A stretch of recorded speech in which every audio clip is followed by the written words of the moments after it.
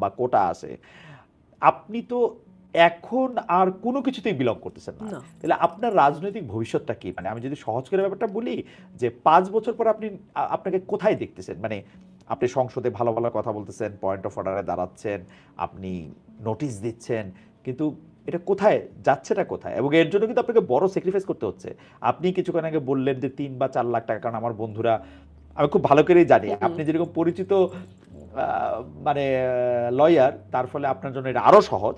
তো এই স্যাক্রিফাইসটা করে আপনি আসলে কি কি করবেন আসলে আপনার, বা কি পাবেন?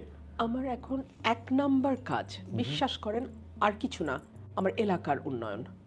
ওকে। আমি এই মানুষগুলোর কাছে দায়বদ্ধ, ওয়াদাবদ্ধ, ঋণী।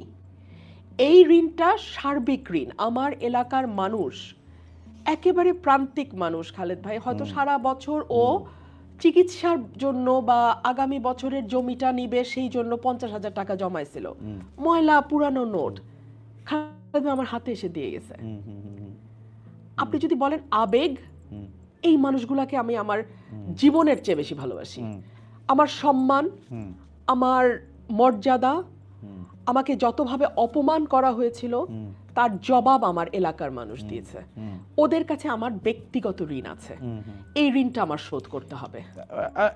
আমি আপনার আবেগটা বুঝতে পারি রুমিনা। আপনাকে তো আসলে কয়েকটা ফ্রন্টে যুদ্ধ করতে হয়েছে। এটা একটা ডিফারেন্ট, মানে কখনো কখনো আপনার নিজের ছায়ার বিরুদ্ধে আপনার হ্যাঁ। যুদ্ধ করতে হয়েছে। আপনি জানতেনও না যে কে আসলে আপনার লোক, কে আপনার লোক না, এখানে কে, মানে কে ভিতরে বন্ধু কে শত্রু কে বন্ধু কিচ্ছু সে জানি না। জানা। কিন্তু আমার প্রশ্ন হচ্ছে, আপনি এলাকার উন্নয়নের কথা বলতেছেন, একটা এমপির কাজ কি আসলে এলাকার উন্নয়ন করা? মানে না, আমি, হ্যাঁ, না খালেদ তাহলে ভাই। তাহলে আপনি আপনি ওই পথেই কেন, মানে মানে আমাদের পলিটিক্যাল পুরো স্ট্রাকচারটা রিফর্ম না হওয়া পর্যন্ত আমার আমার আমি একা একটা সিস্টেমে বাইরে যেতে পারবো না। ওকে। ধরুন, ওরা তো স্বপ্ন দেখেছে যে আমি ওদের জন্য এই রাস্তাটা করব। এটা আমার কাজ হোক আর না হোক, প্রচলিত রাজনীতিতে এটাই এমপির কাজ হিসেবে ধরা হয়েছে। ল মেকিং, পলিসি মেকিং, এখানে আমি আমার সর্বোচ্চ এফোর্ট দিব, দিয়ে হয়তো আমাকে ডাবল দৌড়াতে হবে, দ্বিগুণ হয়তো দূরত্ব অতিক্রম করতে হবে, কিন্তু আমি দুটোই করব, কারণ ওটা আমার রিয়েল কাজ। আমার policy making and law making এ অবদান রাখা, সেটা যেমন আমি করব, একই সঙ্গে আমার এলাকার মানুষ, এরা আমার রক্তের সম্পর্কের চেয়েও অনেক আপন, এদের জন্য আমার করতে হবে।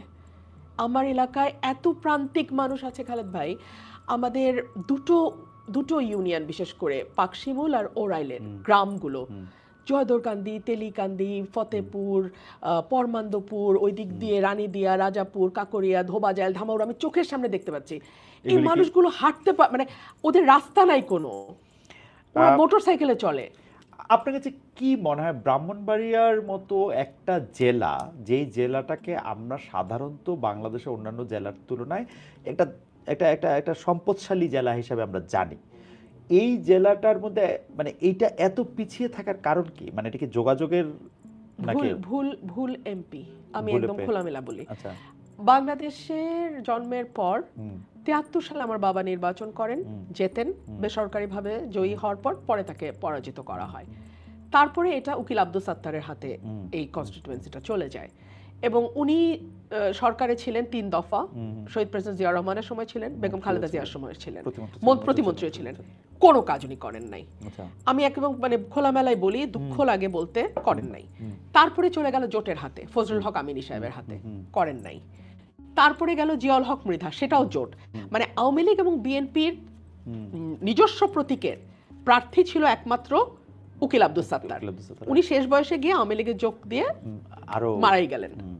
তো এই হলো আমার এলাকার মানুষের ভাগ্যের অবস্থা।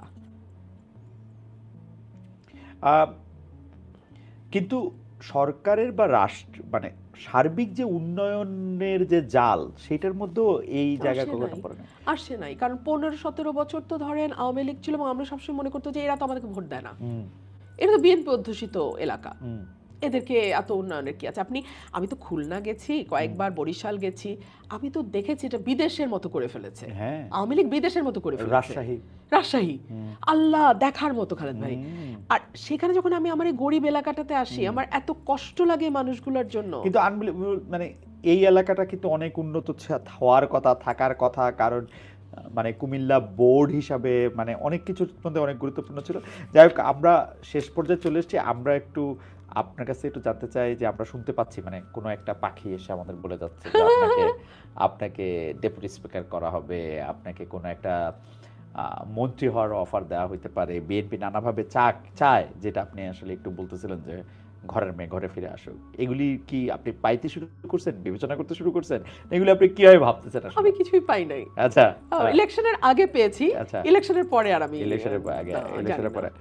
আচ্ছা, যদি আমি এরকম বলি যে আপনি যেহেতু স্বতন্ত্র, আপনার জন্য কিন্তু জামায়াত এনসিপি জোটের জায়গাও উন্মুক্ত। তো আহ, যেহেতু এইবার এসে এটা আবার খুব বেশি শুনতেছি যে এটা আদর্শের জোট না, এটা হচ্ছে একটা নির্বাচনের জোট, একটা মোর্চা, সেই ক্ষেত্রে কি আপনি ওইটা বিবেচনা করবেন যে মানে জামাতে ইসলামী এনসিপি জোট, সেইটাও আপনি না। আপনি বিবেচনা করতে রাজি না? আপনার রাজনীতিটা যদি বলি যে আপনার রাজনীতিটা কি ধরনের রাজনীতি হবে, মানে আপনি কি সবকিছু মানে আপনি কি বিএনপি রাজনীতিটা করবেন, যেটা হচ্ছে আপনি দীর্ঘদিন টেলিভিশন আপনি বলতে চেয়েছেন যে আপনি বিএনপি রাজনীতির স্কুলের একজন মানে আমি বলবো যে একজন সাংঘাতিক রকমের সুন্দর করে বলা আলোচকও বটে, জাতীয়তাবাদ থেকে শুরু করে মানে সব মানুষের সব দলের জন্য একটা বহু দল বহু মতের যে একটা ধারণার রাজনীতি বিএনপি, যেটা রাষ্ট্রপতি জিয়া মানে প্রয়াত রাষ্ট্রপতি জিয়াউর রহমান যেটা করেছেন, সেই রকম আপনার রাজনীতিটা কি হবে আসলে? আপনি কি আওয়ামী লীগের রাজনীতি করবেন, বিএনপি রাজনীতি করবেন, সমাজতন্ত্রের রাজনীতি করবেন, নাকি জামাত ইসলামের রাজনীতি বা ধর্মের রাজনীতি করবেন? মানে এটাকে রুমিন আপনি ঠিক করছেন, ফারহানার রাজনীতি করব। সেইটা কিরকম, সেটা কি আপনি ভাবছেন? হ্যাঁ, ভেবেছি। আচ্ছা, জাতীয়তাবাদ তো ডেফিনেটলি, এটা তো আমার পরিচয়। হুম হুম এবং আমার কাছে সবার আগে বাংলাদেশ, কিন্তু সবার জন্য বাংলাদেশটা খুব জরুরি। হুম আমাদের এখন সবার জন্য একটা বাংলাদেশ করতে হবে। হুম আমরা গত 17 বছর প্রচুর বিদ্বেষ এবং বিভেদের রাজনীতি দেখেছি। Divide and rule, divide and rule, divide on the basis of মুক্তিযুদ্ধের চেতনা, divide on the basis of কোন এলাকা। এত ডিভাইডেশন আর বাংলাদেশ নিতে পারবে না। ছোট দেশ, ঘনবসতি, সবার জন্য বাংলাদেশ খুব জরুরি। এক, দুই হচ্ছে welfare politics. Welfare politics difficult বলেই মানুষ কিন্তু ওয়েলফেয়ার পলিটিক্সের যে আইডেন্টিটি পলিটিক্সটা বেশি পছন্দ করে, বেশি চলে, বিশেষ করে আমাদের মতন দেশে, সাবকন্টিনেন্টে। হ্যাঁ, ধর্মের কার্ড বেশি চলে, জাতীয়তাবাদের কার্ড বেশি চলে। কিন্তু আমার মনে হয় যে ওয়েলফেয়ার পলিটিক্সটা নিয়ে কথা বলার খুব জরুরি সময় এটা। এবং আমি ওয়েলফেয়ার পলিটিক্সটা আমি আমার ছোট্ট কনস্টিটিউয়েন্সি দিয়ে শুরু করব, এবং আমি এই কঠিন পলিটিক্সটাকেই আমি নার্চার করব, নারিশ করব, এবং এটাকেই আমি স্টাবলিশ করার চেষ্টা করব। ওকে, আপনার কাছে কি মনে হয় যে আপনি এইটা করতে গেলে আপনার বড় চ্যালেঞ্জ কোন দিক থেকে আসতে পারে? যেমন আমরা কিন্তু যদি সাদামাটা ভাষায় বলি যে এই 15 মাসে আপনি কিন্তু অনেকভাবে আক্রান্ত হয়েছেন, সামাজিক মাধ্যমে আক্রান্ত হয়েছেন, সামনাসামনি আক্রান্ত হয়েছেন, আপনার আচরণের জন্য, আপনার বকাঝকার জন্য, আপনি অনেক গালাগালি দেওয়ার জন্য আপনি আক্রান্ত হয়েছেন, কিন্তু বেসিক্যালি আপনাকে কিন্তু আক্রমণ করা হয়েছে, আপনি আক্রমণ থেকে মুক্ত ছিলেন না। সেই আক্রমণের শিকারটা আপনি আসলে কয়েকটা জিনিসের কারণে এটা হয়েছেন, এটা কিন্তু একদম যে কারণ আপনি নারী, কারণ আপনি হচ্ছেন অনেক বেশি স্বাধীনচেতা, কারণ হচ্ছে আপনি সব মানুষের সমান অধিকারের কথা বলেন কোনো নির্দিষ্ট জাতিগোষ্ঠী। এইটা আপনি এখন কেমনে অতিক্রম করবেন? বাংলাদেশের মানুষ তো মনে হয় আপনার বিপরীত স্কুলটাই চায়, নাকি সোশ্যাল মিডিয়া দেখলে এরকম মনে হয়? এটা মনে হয়। হ্যাঁ, এটা আমি আরেকটা জায়গায় আমার আলোচনা করেছি আমি, যে আমরা না নয়েজি পিপল দেখি চারপাশে, কিন্তু ওরা কিন্তু সংখ্যায় কম। হ্যাঁ, মেজরিটি কিন্তু আপনি দেখবেন, এই যে আমি বললাম সবার জন্য বাংলাদেশ, সবাইকে নিয়ে বাংলাদেশ, এটাই কিন্তু মেজরিটি মানুষ পছন্দ করে, কিন্তু বলে না। সুযোগ দেন, ব্যালটে কিন্তু বলে দিচ্ছে, ব্যালটে কিন্তু তারা সিদ্ধান্ত দিয়ে দিচ্ছে। সো মানুষ যারা ফেসবুকে অনেক হইচই করে, তাদেরকে দেখি বলে আমরা মনে করি তারাই বোধহয় ডমিনেন্ট ফোর্স, তারাই বোধহয় majority. But no, majority people হচ্ছে সাইলেন্ট। তারা সুযোগ পেলে তাদের মতামতটা চুপে চাপে ভোটে দিয়ে দিবে, কিন্তু অত শোরগোল তারা ফেসবুকে করবে না। আচ্ছা, ফারহানা, আমি জানি না আপনি কতটুকু বলতে পারবেন, আপনি এই যে ধর্ম, মাথায় কাপড় দেওয়া, আলাদা একটা চেহারা, এটাকে আপনি ভোটের মাঠে কেমনে ডিল করলেন? এবং যেখানে এখানে একজন খুবই বয়স্ক ক্লেরিক ছিলেন এখানে, যিনি খুব জনপ্রিয় ওয়াজ করার জন্য, তিনি জনপ্রিয়, তার ব্যয় জনপ্রিয়, মানে ওনারা অনেক পারিবারিকভাবেই অনেক জনপ্রিয়, এটাকে আপনি কিভাবে ডিল করলেন? মানুষ আপনাকে জিজ্ঞেস করে নাই যে মা তুমি ভোট চাইতে আসছো কিন্তু তুমি তো আমাদের মতো না, না, এরকম বলে নাই? একদম না, শিওর বলে নাই? একদম না খালেদ ভাই। এটা কেমনে সম্ভব? মানে ওইখানে তো আমরা শুনছি যে তারা না না খালেদ, না না না না না, একদম না খালেদ মানে ভাই, আমাদের একদম বয়স্ক মা খালারাও বলে নাই? কেউ বলে নাই। খালেদ ভাই, হ্যাঁ। আমরা না আসলে ফেসবুকের ওয়ার্ল্ডে থাকতে থাকতে আমরা হ্যাঁ। মনে করি ওটা রিয়েল। হ্যাঁ। না না খালেদ ভাই, বট আইডির রাজত্ব ফেসবুকে। আমাদের গ্রামের যে সাধারণ মানুষ, গরিব মানুষ যারা, খেটে খাও খাওয়া মানুষ যারা, ওরা অনেক উদার মনের, অনেক স্বচ্ছ এবং অনেক স্পষ্ট ওদের চিন্তা। ওরা কিন্তু আমাদের মতো এত কনফিউজড না। আমার যে গ্রামের ভাই খুবই মুসল্লি, যার সাদা দাড়ি আছে, মাথায় টুপি আছে, গায়ে পাঞ্জাবি আছে, উনি আপনাকে কি করে মানে মানে উনার উনা উনা উনি আপনাকে বা আপনি উনাকে কি করে ডিল করেন, বা উনি আপনাকে কি বললো ইলেকশনের সময়? ভালো, একদম খুবই স্বাভাবিকভাবে আমি ওনাকে বলেছি যে ভাই এবার ভোটটা আমাকে দিয়েন, একটু চেষ্টা করি 5 বছর, না পারলে আর আসবো না আপনাদের কাছে। এবং দিয়েছে তার প্রমাণ তো। হ্যাঁ, 17,000 ভোট পেয়েছেন আপনি? না, 1,17,18,000 1,18,000 ভোট পেয়েছেন আপনি। 46,000 মানে কত, 24,000 ভোটের ব্যবধানে জিতেছেন? 38,000 38,000 ভোটের ব্যবধানে জিতেছেন। আমার 1,18,000 আপনি ভোট পেয়েছেন, কিন্তু এটা একটা, কিন্তু আপনি কিন্তু একটা মানে কি বলে যে একটা গবেষণার, কারণ বাংলাদেশে যখন আমরা শুনতেছিলাম যে বাংলাদেশ ধীরে ধীরে আসলে অনেক বেশি মৌলবাদের নিগড়ে, অনেক বেশি ওইটার মধ্যে, তো আপনি একটা প্রত্যন্ত অঞ্চলে, যেটা বর্ণনা আপনি নিজে দিচ্ছেন, সেখানে আপনি এটা ফিল করতেছেন যে এইটা মানে আমার মতে যে কোনো একজন ক্লেরিক, যে যখন পাকিস্তান আমলে ফাতেমা জিন্নাহ ভোটে দাঁড়াইছিলেন পাকিস্তানের প্রেসিডেন্ট পদে, আর ওইদিকে দাঁড়াইছিলেন হচ্ছে আইয়ুব খান, তো ওই ক্লেরিক বলছিলেন যে আইয়ুব খানের পুরুষ হওয়া ছাড়া আর কোনো গুণ নাই, আর ফাতেমা জিন্নাহর মেয়ে হওয়া ছাড়া আর কোনো দোষ নাই। আপনি এই দোষ কেমনে কাটাইলেন? মানে একটা মজার ঘটনা বলি। হ্যাঁ। আমি তো টিপ দেই সবসময়, তো এলাকাতেও দেই। হ্যাঁ। তো আমার সাথে একটা ছোট্ট ছেলে থাকে, ও এসে একদিন সকালবেলা আমার পা চেপে ধরছে, আম্মা পা ছাড়বো না। বলছি কি হয়েছে বল, কি কিছু করছিস তুই? না কিছু করি নাই। তো বল না, তুই কি বল না। আম্মা টিপটা দিয়ে বাইরে হইন না।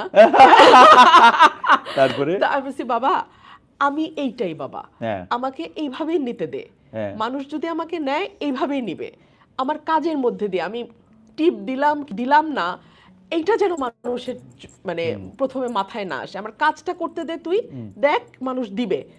সে তো আর আমার পাছায় না, আম্মা আপনি হাইরা যাবেন, আম্মা আপনি দিয়েন না, আম্মা আপনি দিয়েন না। কি হলো, মানুষ তো তাকালো না, মানুষ তার ভালোটা কোথায় বিশ্বাস করতে পারে সেটা সে ঠিকই বুঝলো। আপনার কি মনে হয় যে আমাদের মেয়েরা কি আপনার ফাইটটা তো সবার পক্ষে করা সম্ভব না, কিন্তু আমাদের আসলে এরকম একটা পৃথিবী করতে হবে, এরকম একটা দেশ করতে হবে যে আমাদের মেয়েদের এত কঠিন ফাইট না করতে হবে। আপনি কি এটার ব্যাপারে আশাবাদী? এটা আমার প্রায় শেষ প্রশ্ন। আমি এখনো খুব আশাবাদী না। কেন আশাবাদী না আপনাকে বলে শেষ করি। জামাতে ইসলাম 0% মেয়েকে নমিনেশন দিয়েছে। জামাতে ইসলাম এটা পরিষ্কার বলেছে তারা নেতৃত্ব পর্যায়ে নারী দেখতে চায় না, এটা তাদের দলের পলিসি না। যেই মেয়েরা এটা মেনে নিয়ে জামাত করেছে তাদের ব্যাপারে আমার পূর্ণ শ্রদ্ধা আছে, কারণ অন্তত এখানে এই ট্রান্সপারেন্সিটা আছে। যারা যাচ্ছে তারাও জানে যে তারা আমির হবেন না, সেই অ্যাসপিরেশন, আশা, আকাঙ্ক্ষা কোনোটাই তাদের মধ্যে নাই। কিন্তু আপনি যখন একটা লিবারাল পলিটিক্সের কথা বলবেন, আপনি যখন মুখে বলবেন নারী পুরুষ সমান, কিন্তু নমিনেশন দেওয়ার সময় পিতৃকোটা বা স্বামী কোটায় 3% দিয়ে থামবেন, সেটা তো একটা মানে সাদা চোখের মুনাফেকি। এই মুনাফেকি জানলে তো আমার মতো মেয়ে যেতাম না। এই মুনাফেকিটা বাংলাদেশে বন্ধ হওয়া দরকার। আচ্ছা, এই প্রশ্নের একটা লেজও করি আর কি, সেইটা হচ্ছে যে ডক্টর মোহাম্মদ ইউনূসের সরকারের ক্ষেত্রে তো আমাদের এই ব্যাপারটা অনেক বড় আশা ছিল যে আমাদের মেয়েদেরকে আমরা মানে এই এত ফাইট এত কিছু আর করতে হবে না। তারা দুই একটা ভালো কাজও করছে, ফুটবল খেলার আয়োজনটা তারা নির্বিঘ্ন হইতে দিছে, কিন্তু এমন অনেক কিছু করছে বা অ্যালাউ করছে যেটা আসলে চিন্তাও করা যায় না। মানে এইটা উনি কেমনে অ্যালাউ করলেন, ডক্টর ইউনূস বা তার সরকার এটা কেমনে অ্যালাউ করলো, কিসের জন্য? মানে দেখেন, আপনি বিএনপির বা জামায়াতের তো পরে গিয়া ভোট চাওয়ার ব্যাপার ব্যাপার আছে, আছে। ওদের এটা কোন দিকে হাওয়া এটা বোঝার দরকার আছে। ওদের কি হয়েছিল? উপদেষ্টা তো আর ভোট দিতে যাবে না, ওদের কেন এত পপুলিস্ট হইতে হইলো? আমরা যত সহজে আজকে বলে ফেলছি ওরা ভোট দিতে যাবে না, এটা কি শুরু থেকেই তাদের মাথায় ছিল কি না এটা কিন্তু আমরা জানি না। আমরা জাস্ট অ্যাজিউম করছি যে ওরা মুখে অনেকবার বলছেন, আমরা মুখের কথা বিশ্বাস মুখে করব না। যাই বলুক, আচ্ছা, মুখে তো আরো অনেক কথাই বলছে। হ্যাঁ, তো ওনাদের ভেতরে কি আসলে আদতে কি ইচ্ছাটা ছিল আমরা জানি না, কারণ আমরা 10 বছর 5 বছর চিরজীবন এগুলো শুনেছি। দুই হচ্ছে গভর্নমেন্টের ভেতরে ফোর্স কাউন্টার ফোর্স হয়তো থাকে। আমি তো গভর্নমেন্টের জীবনে ছিলাম না, আমার সারা জীবনে বিরোধী দলের রাস্তা দিয়ে হাঁটতে হয়। এইবারও তাই। আচ্ছা, তো এখন ফোর্স কাউন্টার ফোর্সে কোন ফোর্সটা ভেতরে গিয়ে জয়লাভ করেছে আমি জানি না। 3 হচ্ছে আমি তো এটা ভাবতেই পারি যে এরকম একটা আনঅফিশিয়াল একটা শক্তিকে মাঠে রাখতে চেয়েছিল সরকার, তাদের সুবিধা মতো যখন তখন মাঠে নামানোর জন্য, যেভাবে ইচ্ছে ব্যবহার করার জন্য। বেঁচে ফারনা, আমাদের আর কোনো প্রশ্ন নাই, কিন্তু আমি একটা মানে আপনাকে একটু 30 সেকেন্ড একটু বলতে বলি। সেইটা হচ্ছে যে আমাদের যেসব বাচ্চারা আপনাকে খুব অনুসরণ করেন, মানে এই তরুণ প্রজন্মের মধ্যে যারা আসলে যাদের বয়স 20-22-এর মধ্যে, যারা আপনার মধ্যে থেকে এক ধরনের শক্তির জায়গা থেকে, তাদের জন্য আপনি আসলে কি বলবেন? মানে কোনো মানে আপনি যদি বলেন আর কি 30-40 সেকেন্ড 50 সেকেন্ড আপনি যখনই বলেন যে মানে বাংলাদেশটা নিয়ে কি তারা খুব আশাবাদী আসলে হইতে পারবে, বাংলাদেশটাকে আসলে খুব একটা সুন্দর দেশ হিসেবে থাকবে, নাকি তাদের আসলে তাদের জন্য আপনি কি বলবেন? আমি এটাই বলবো, যদি কেউ পরিবর্তন করতে চায় তাহলে তার প্রথম স্টেপটা তাকেই নিতে হবে। আর কেউ তার জন্য হয়ে পরিবর্তন করে দিবে এটার জন্য যেন সে অপেক্ষা না করে।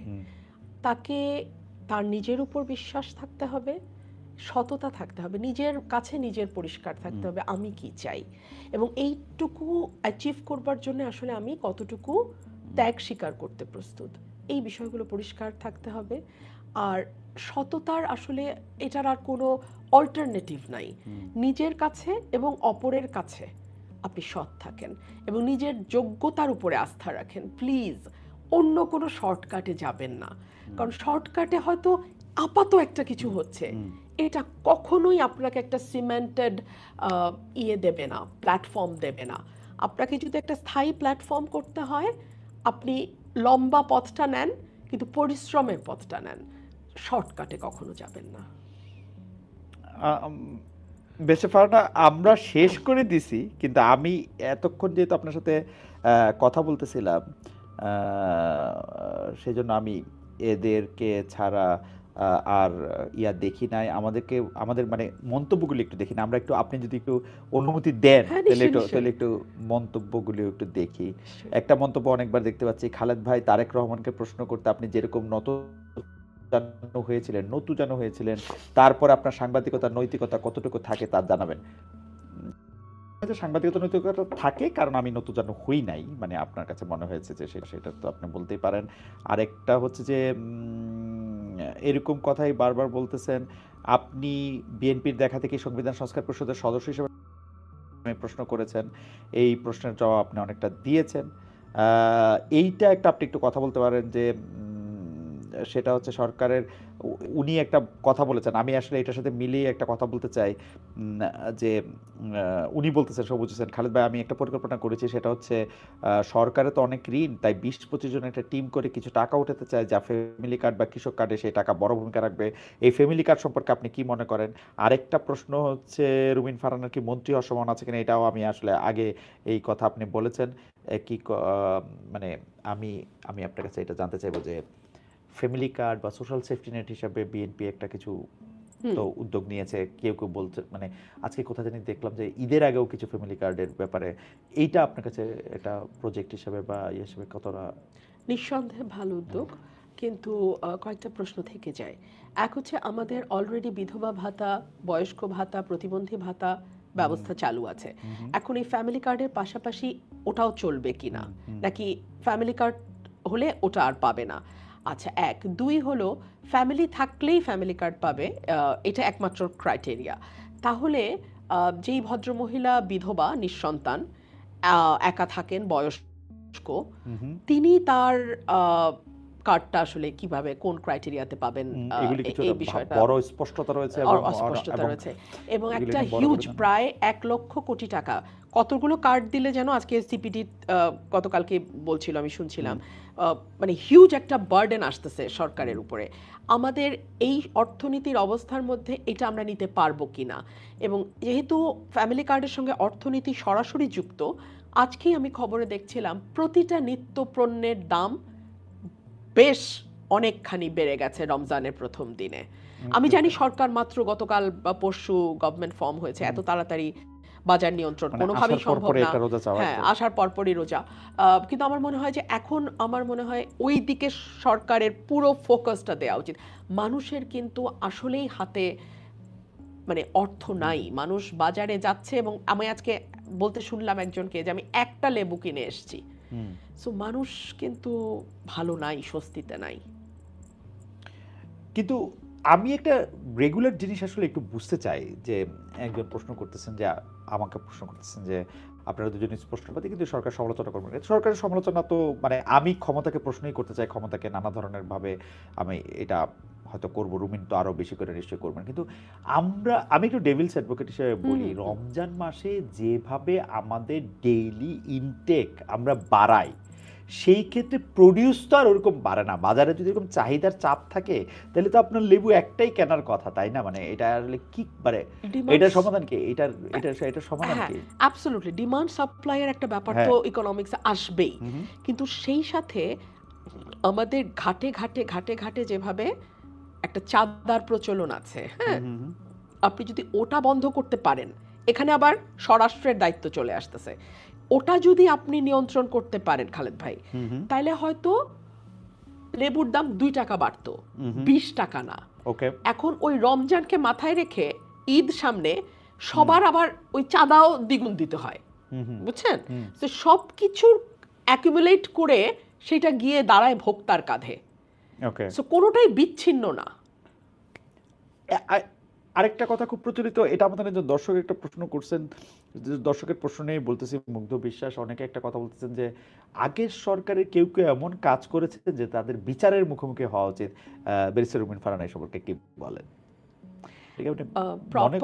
প্রপার ইনভেস্টিগেশন যদি হয় যদি সত্যিকারই সেরকম কোনো অনৈতিক দুর্নীতি বা অন্য কোনো স্খলনের প্রমাণ পাওয়া যায় কেন নয় বিচারের ঊর্ধ্বে তো আসলে কেউ না কেউ বিচারের ঊর্ধ্বে না আপনি ধরেন একটা সে ফর এক্সাম্পল এই গত 17 মাসে মব কয়টা হয়েছে বলেন তো আমি তো আসলে হিসাব রাখতে রাখতে আমি আর হিসাব রাখতে পারি নাই হ্যাঁ মাজার ভাঙা গুনতে গুনতে আমি আর এক পর্যায়ে আই ওয়াজ লস্ট অ্যাবসলিউটলি হ্যাঁ আর 360 দিনে 365টা এটা মুখস্থ আমার বলছিলাম বলে মনে আছে কিন্তু 360 দিন তো না 365 দিন তো না এটা তো আরো 6 মাস লিঙ্গার করছে আমার কয়টা মাজার ভাঙা হয়েছে আমি জানি না এগুলার কি বিচার হবে না হওয়া উচিত না খালেদ ভাই মাজার ভাঙা হয়েছে মানে কার জানি সম্মান ঠিক রাখার জন্য আপনি কবর থেকে লোকটাকে নামায়ে আপনি তাকে পুরাই দিচ্ছেন এবং সেটা আপনি ফেসবুক লাইভ করছেন সেইটার মধ্যে থেকে আপনি আসলে ভিডিও করে বাজারে ছাড়ছেন কার কার জানি আপনি সম্মান রক্ষা করছেন কার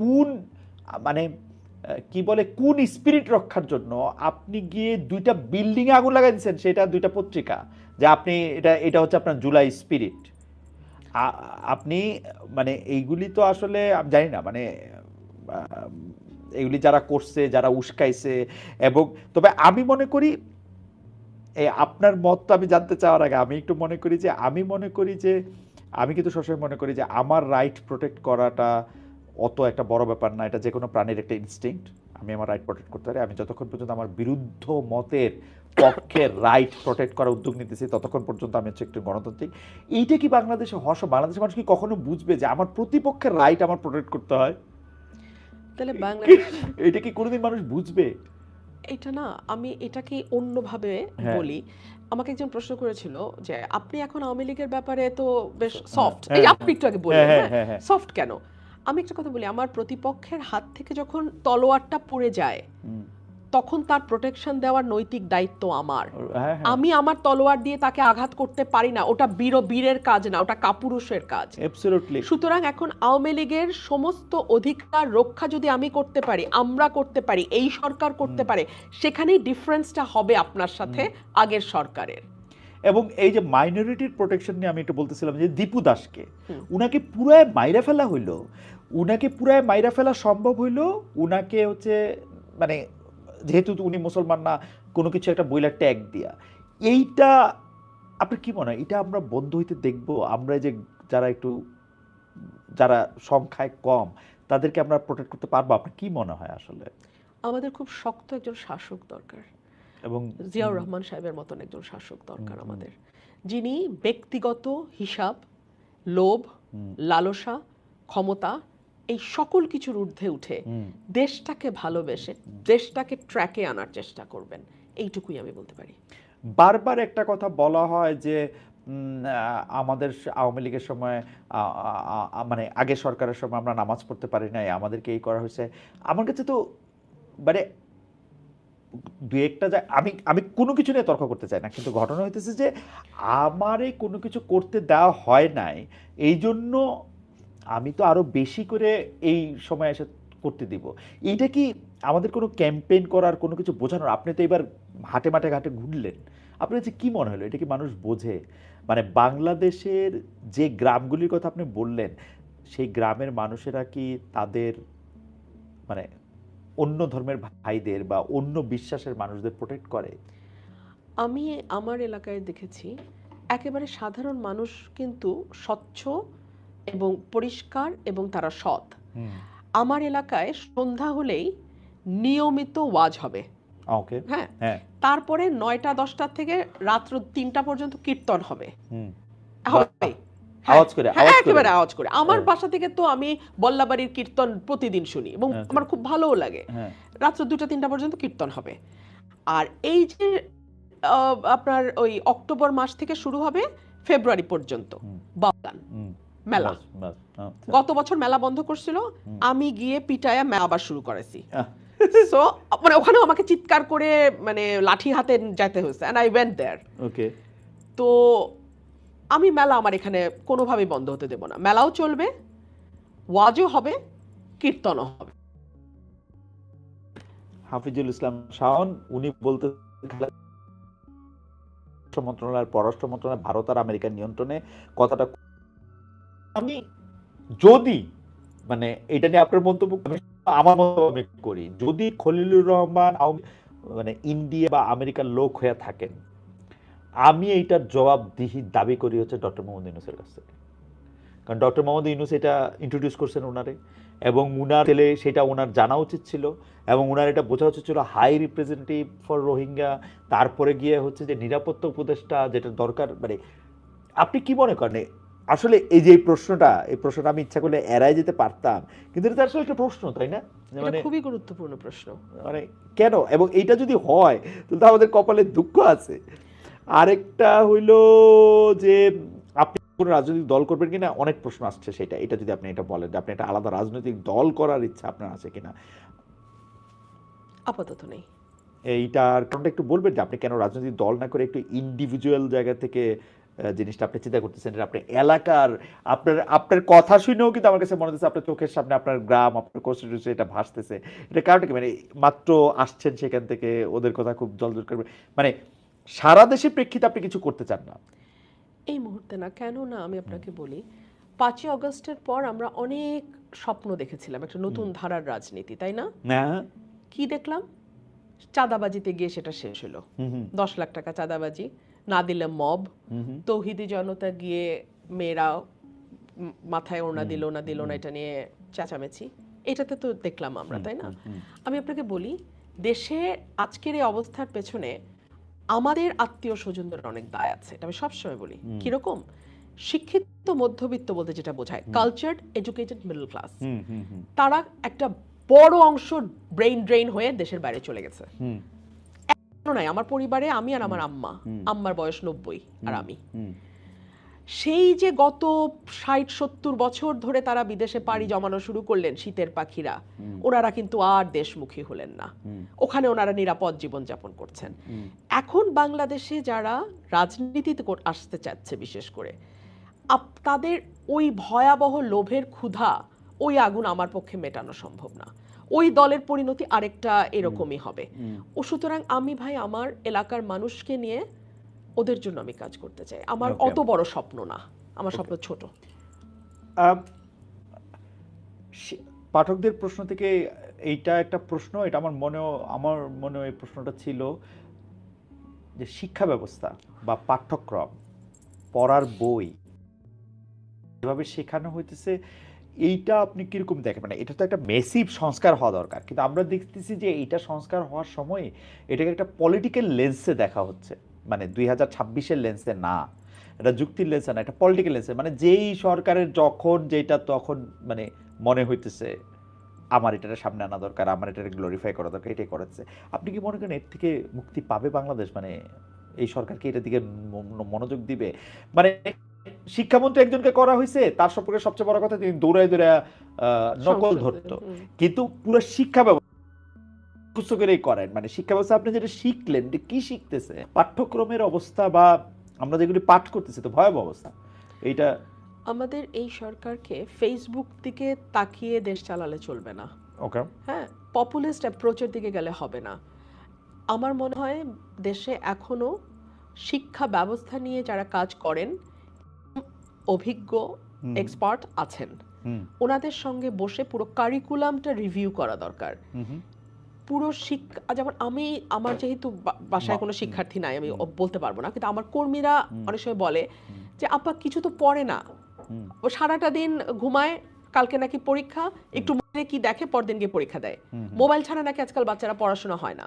সো এইভাবে তো আসলে আপনি বিশ্বমান তো দূরের কথা, আপনি তো জাতীয় মানই শুদ্ধভাবে বাংলা, ইংরেজি বাদ দিলাম, ইংরেজি হয় না, শুদ্ধভাবে বাংলায় 4টা লাইন একটা বিএ পাস করা ছেলে লিখতে পারে না। আমি লিখতে দিয়ে ধাক্কা খেয়ে আপনাকে বলতেছি না। আমি আমি আমি তো সাংবাদিকতা লোক হিসাবে আমার তো দেখছি, যতদিন এটা লেখার ছিল 3টা শুদ্ধ বাংলা বাক্য পরপর লিখতে পারে এরকম লোকের সঙ্গে, তাই না? কোথায় দাড়ি দেয়, কোথায় কমা দেয়, আমি কিছু বুঝি না, অর্থ দাঁড়ায় না। তো আমার মনে হয় পুরো ব্যবস্থাটা আবার আমাদের ঠান্ডাভাবে ঢেলে সাজিয়ে শুরু করতে হবে। যে ডিম ভাজি, এগুলো নিশ্চয়ই জরুরি, ডিম ভাজি জানতে হবে আপনাকে, জীবনে চলতে হলে খাওয়া দাওয়া করতে হবে, কিন্তু ওইটা যেন আপনার শিক্ষা ব্যবস্থার ফোকাস না হয়। না, আমি আপনাকে আসলে আরো অনেকক্ষণ আগে শেষ কথা বলে তারপর দর্শকদের এটা আমি আসলে ভালো দেখতে পাচ্ছিলাম না, পরে দেখার পরে তারপর অনেকগুলি প্রসঙ্গ আপনার কাছে, কিন্তু বাংলাদেশের দর্শকদের অনেক রকম অনেক বিষয় নিয়ে আসা আছে। আপনি সারা দেশের একটা দল করবেন কিনা, আপনি বিএনপিতে আবার যোগ দিবেন কিনা, আপনার আসলে পলিটিক্যাল ভবিষ্যৎ, আপনি শিক্ষা ব্যবস্থা নিয়ে আপনি কি মনে করেন, আপনি ধর্ম ব্যবস্থা নিয়ে আপনি কি মনে করেন। আমার শেষ প্রশ্ন দর্শকদের এই প্রশ্ন থেকে এটা করা, মানে দর্শকদের প্রশ্ন থেকে শেষ প্রশ্ন, সেটা হচ্ছে যে আপনি কি মনে করেন আসলে মানুষে মানুষে যেটাকে আমরা হারমোনি বা একটা এটাকে কি বলবো, পারস্পরিক সৌহার্দ্যবোধ আনতে হলে আসলে কি করতে হবে? মানে আমি আর আপনি তো অবশ্যই ডিফারেন্ট, মানে আমি রংপুরের, আপনি ব্রাহ্মণবাড়িয়ার, আপনি মেয়ে আমি ছেলে, ওরকমভাবে নানাভাবেই তো আমাদের পার্থক্য করা যায়। আপনি একটা ধর্ম বিশ্বাস করতে পারেন, আমি আর একটা ধর্ম বিশ্বাস করতে পারি। এটার মধ্যে আসলে এই সৌহার্দ্যটা কেমনে হবে? মানে আমরা এতজন মানুষ মানে মিলবো কি শর্তে? আমাদের প্রথম শর্ত হচ্ছে আমরা প্রত্যেকে বাংলাদেশী, আমরা বাংলাদেশের নাগরিক। নাগরিক হিসেবে আমাদের প্রত্যেকের কিছু দায়িত্ব আছে, আবার কিছু অধিকারও আছে। আপনি আপনার অধিকার তখন পুরোপুরি বুঝে পাবেন যখন আপনি আপনার দায়িত্বটা করবেন। মানে এখানে আমি এভাবে বোঝাতে চাইছি যে প্রতিটি নাগরিক যদি তার অধিকার সম্পর্কে সচেতন হওয়ার সাথে সাথে তার দায়িত্ব সম্পর্কেও সচেতন হয়, তাহলে আমার মনে হয় আগামীর বাংলাদেশ করাটা আমাদের জন্য আরেকটু সহজতর হবে। আপনাকে অনেক ধন্যবাদ ব্যারিস্টার রুমিন ফারহানা, আজকে অনেকগুলি বিষয় নিয়ে আমাদের সাথে কথা বলেছেন।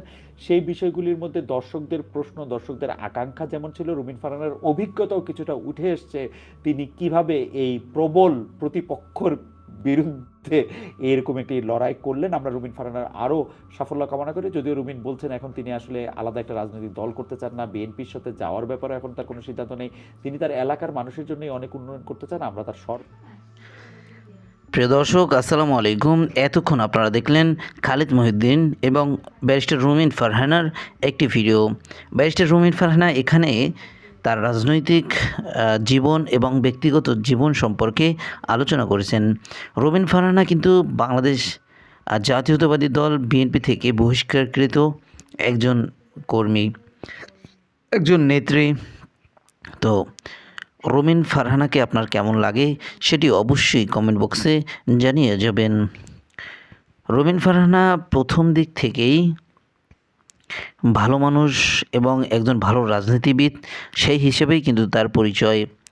যদিও বিএনপি এইবার তাকে মনোনয়ন না দেওয়ায় বিএনপির উপরে ক্ষুব্ধ হয়ে রুমিন ফারহানা তার ক্ষোভ থেকে কিছু বক্তব্য দেয় এবং সেই বক্তব্যগুলি বিএনপির গায়ে লেগে যায়। তারই ধারাবাহিকতায় তারই পরিপ্রেক্ষিতে রুমিন ফারহানাকে বিএনপি থেকে তারেক রহমান বহিষ্কার করেন এবং রুমিন ফারহানা এখনও পর্যন্ত বেগম খালেদা জিয়াকে যথেষ্ট সম্মান করে এবং তাকেই নেতা হিসেবে মানে।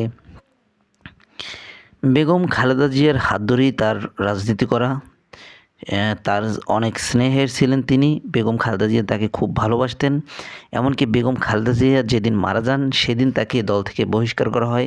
রুমিন ফারহানা বলেন যে বেগম খালেদা জিয়া যদি আজকে বেঁচে থাকতেন হয়তোবা তাকে দল থেকে বহিষ্কার করা হতোই না।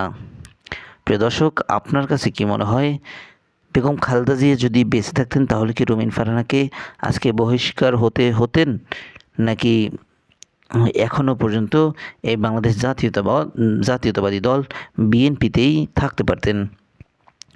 প্রিয় দর্শক, এছাড়াও উপস্থিত ছিলেন জামায়াত আমির ডক্টর শফিকুর রহমান এবং রুমিন ফারহানা কিন্তু জানিয়েছেন যে তিনি আসলে জামাতে যোগ দিবেন নাকি এনসিপিতে যোগ দিবেন। রুমিন ফারহানা কিন্তু স্পষ্টভাবে জানিয়েছেন দরকার হয় নিজে দল করব, তবুও জামায়াত ইসলামে যোগ দিব না এবং এনসিপিতেও যোগ দিব না। এমনটি বলার আসলে রুমিন ফারহানার কারণ কি সেটি যদি আপনি জেনে থাকেন তাহলে অবশ্যই কমেন্ট বক্সে জানাবেন। প্রিয় দর্শক, রুমিন ফারহানা একজন এতটা ভালো মানুষ যে তার দল থেকে সে বহিষ্কার হওয়ার পরেও তার স্থানীয় নেতাকর্মীরা তাকে এমনভাবে সাপোর্ট দিয়েছেন যে তাকেই নির্বাচিত করেছেন এবং তাকেই এমপি করেছেন। কী পরিমাণ ওই এলাকায় রুমিন ফারহানা ভালো কাজ করেছেন যে মানুষ তাকে এত বছর পরেও আসলে ভুলতে পারেননি। যদিও ওখানে পরবর্তীতে আওয়ামী লীগ থেকে নির্বাচিত এমপি ছিলেন এবং রুমিন ফারহানাকে মানুষ কেন ভুলতে পারেননি সেটি হচ্ছে রুমিন ফারহানার পর্যাপ্ত পরিমাণ জনপ্রিয়তা। রুমিন ফারহানার এই জনপ্রিয়তা আসলে অন্য কেউ পাবে কিনা কখনো সেটি সন্দেহ। প্রিয় দর্শক, যাই হোক, আমরা আজকের মতো এখানেই শেষ করলাম। আবার দেখা হবে নতুন কোনো ভিডিওতে। সেই পর্যন্ত ভালো থাকবেন, সুস্থ থাকবেন। যারা এখনও আমাদের এই ইউটিউব চ্যানেলটিকে সাবস্ক্রাইব করেননি একটি সাবস্ক্রাইব করে দেবেন। ভালো থাকবেন, সুস্থ থাকবেন। আল্লাহ হাফেজ।